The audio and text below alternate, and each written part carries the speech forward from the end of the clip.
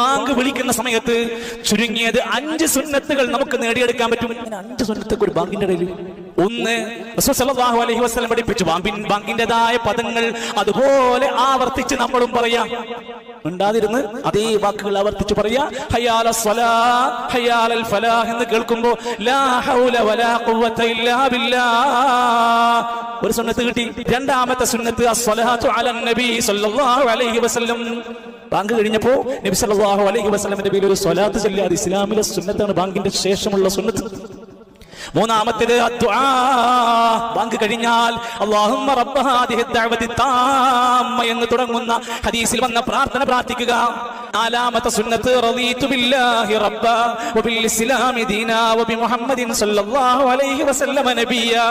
5 തന്റെ ആവശ്യങ്ങൾക്ക് ഉത്തരം കിട്ടാൻ കൊതിക്കുന്ന പ്രാർത്ഥനകൾ വേണോ?